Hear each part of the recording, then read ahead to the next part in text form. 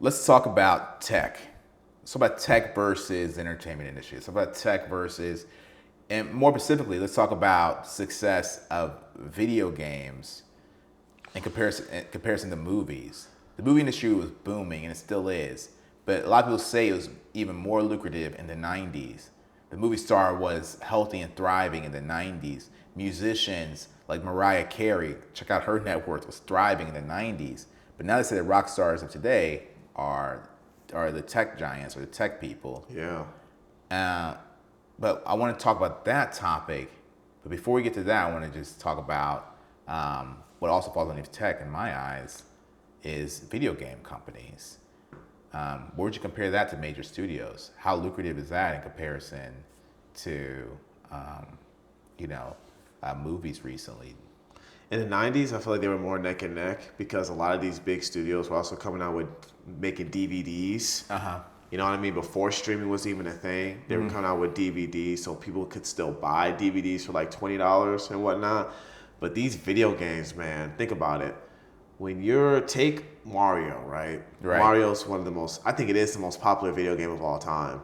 Mario's the Will Smith of video games. Yeah, I think he's actually greater. Not gonna lie. Yeah, I know. Yeah, Mario. But like if you have to compare, yeah, I think they sell. Now I don't know. This might be every year. They sell like 430 million copies of a Mario game. I don't think that's in history. I think that's yearly because I saw someone pull up a yearly. Someone measure them, and think about it. Each of those games probably costs, especially now, like I'd say $60. a little bit. Yeah, $60. That's a lot of money. Yeah, you also got DLC.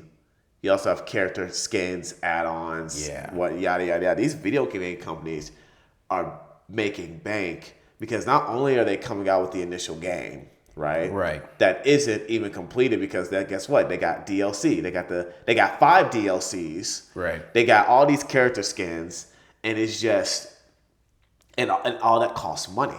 Yeah. You know what I mean? And especially for these online ones where you have to, a lot of them, some of them are pay to play. Yeah. You know what I'm saying? We got to buy all this high end stuff in order to be good at the game, in order to compete with everyone. These video game companies are bringing in bread, dude. They're bringing a lot of money. Just the IP they're holding too. I want to try to. It's one of those topics that springs off into 5 different avenues, like 5 different episodes, so it's hard to really contain it. But even the IP from the video games make a lot. You see what Mario Brothers is doing in box office, man. I saw it. I'm open to seeing it again. It's almost at $1 billion. It's almost at $1 billion. It might be at $1 billion as we speak, man, because it made $500 million over like the first. It's at 730 right now. Oh wow. It's almost, yeah.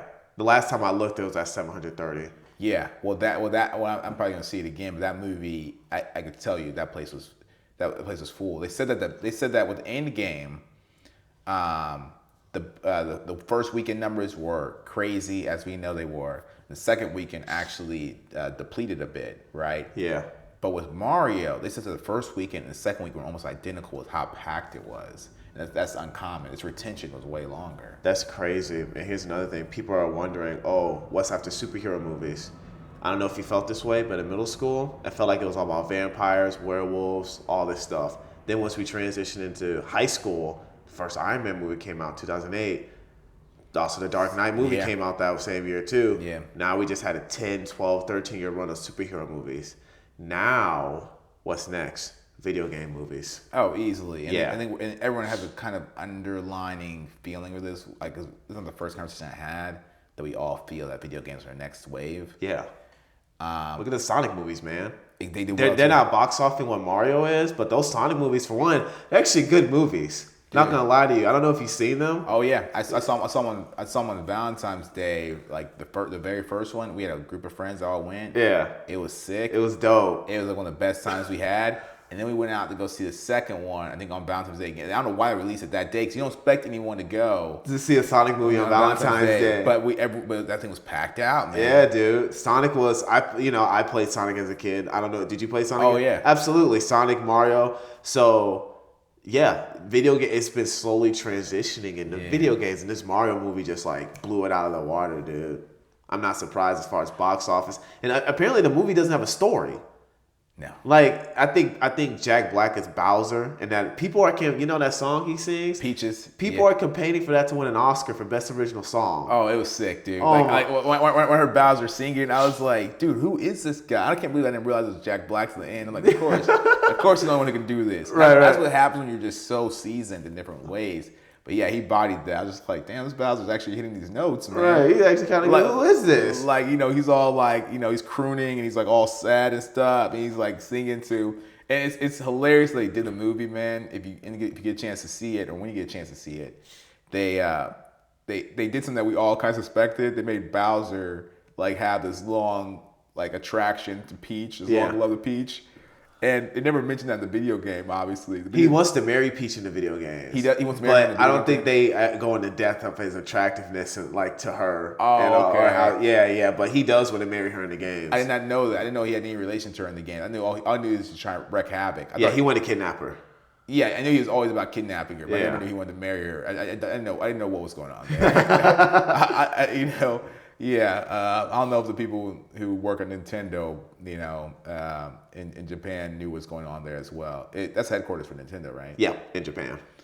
Yeah, and I want to talk about that guy in a minute too. The guy who created Nintendo. It's the best story for someone going through a sampling phase to get to figure out what product they're going to make. But veering away from that, Mario was great. Sonic was great. Shout out to James Marsden. Yeah. I got to do a film with him recently, and I was probably most ecstatic to see him, to be honest with you, in the film because of Sonic. He just handled that so well. He's the dad. He's Sonic's dad in it. Yeah. Yeah, James Marsden. He finds him, right? Or more like he Sonic finds him. Yeah. He's also in that movie with Michael and Pacino. He plays Michael's son in this movie. For sure. But yeah, James Marsden really did really well for him to be he's the main living character. He did really good with that. And then we have Jim Carrey, which Jim Carrey is also a big name. Man. I'm kind of mad at Jim Carrey right now, but he's a big name. For sure. He tried to ride on that whole wave of getting Will canceled. So I'm just like, dude, that's corny. People have their opinions, but it is what it is. Well, those two had like some sort of like long hidden beef, which makes no sense. They do? Dude, I don't know. Someone else. Jim Carrey's on Living Color. I always forget that, by the way. Yeah, I mean, niggas put him on, but we put him on, but it's okay. It's okay. I mean, you ain't lying, bro. Yeah, put him on. Yeah, the Wayans brothers. You want to talk about someone who's underrated in the industry? Is still making content to this day. It's still relevant. The Wayans brothers, man. Like that's a dynamic family. That's a family business. That's a family business. That's a family business. Man, talk about underrated. We talk about brothers sticking together, man. Yeah. Man, white chicks. that movie's global, man. They won't make a sequel, and I try to respect them for it, but I'm just like, man, it will never be as good as the original, and I get why they do it. I get why they haven't made a sequel. It will never be as good as the original. Yeah. That's a hard act to follow. It's just the money, though. Like that's when I'll tap in because like guys, you get so well with that first one, man. Man, that thing was jumping, man. You really made a lot of sales with that. But going back to why video game companies are outshining, making more money than these movie companies, because you guys have to understand, when you go to the movies, you're spending $20 per ticket at most, right? And that's only for a certain period of time. Right. These video games are being sold every day. I feel like more people are hyped about the new Smash Bros. Coming out than the next Marvel movie that's coming out, or the next, you know what I mean? Mm-hmm. And it's like they sell more units at a higher price. They do, and also we talked about this was like we talked about this. I use Shark Tank as an example. When sharks are looking at investments, they want to see how easily replicatable is the thing being offered. Mm-hmm. So if I'm selling pockets in my shoes, so you can put your keys in there, and I could tell you that people can make that anywhere. Then Kevin O'Leary or Mr. Wonderful will be like, no, I'm not going to dive into that because it's easy for another market to create. Well, same goes for these video games versus movies. It's easier to forge or like bootleg movies or copy movies than it is to copy video games, because video games have so many updates and upgrades. So you have to buy the product. You had to invest in this. You had to do that. No one's really bootlegging or anything like that anymore because streaming platforms and things like that. But it's still just so hard to replicate what a video game is doing, and just the juice is not worth the squeeze. And with that alone, you're making significantly more revenue. There's not 12 people on the couch watching that movie with that one Netflix subscription of $8 or $20 or whatever it may be. With a video game, if you guys are all gonna be on the couch playing it, you have one copy of it, and that copy costs you $70, and then you have upgrades and things like that. And that's also like that's just the game, you know. Like you said, upgrades, DLC, all that stuff that comes out after the initial game comes out. It's about the system as well. The system alone doesn't require a subscription to play online. Yeah, it does. It sure does. 3 months, it's $54. No, $27 a year is $59.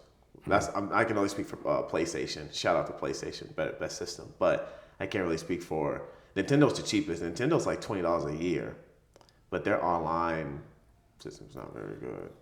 And then Xbox is, I think, the same as PlayStation. But yeah. Yeah, and Nintendo doesn't really spend much time online for the sake of that. It's always a family-oriented thing. People in the room with you. RPG, family, absolutely. Yeah, people in the room with you, so they realize that people don't really need to go elsewhere because they already have the people with them. Also, guys, anyone who's looking at this and want to be innovative, look at the trend of things. At one point, they thought radio was the biggest thing. They thought nothing's going to stop the radio. Radio was just the biggest thing. They had Batman being, I don't know how people did that to this day. People sit around the radio and listen to the next Batman episode. Yeah. Right? People sit around and listen to the next Batman episode on the radio. And they'll get excited for the next episode to come out. Then we got movies, and people are like, oh, the radio industry's done. Now we got film, right? Well, with the growth of AI, with the growth of the metaverse, with the growth of all this stuff, everything's getting more immersive. Mm-hmm. Of course, video games are next in line. You know what I mean? Of course, video games are, and then us getting more immersive is next in line.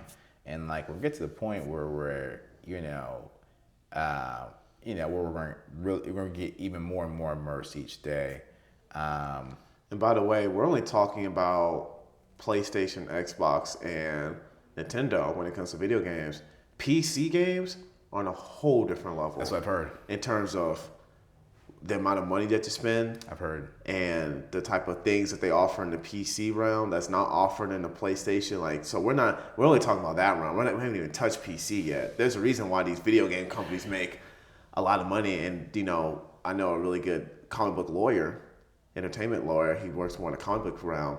He says that he would not be surprised that these video games companies start buying out these movie companies. Right. That's a perfect way to end. He would not be surprised if video game companies start buying out these studios. Mm-hmm. And I would not be surprised either. Guys, education is the best thing you can have in this industry because it transcends all industries. And, it's not the strongest or smartest who survives. It's one that's most capable of adapting. The way to be the most capable of adapting is to be the strongest and the smartest. This is Black Hollywood. Go be great.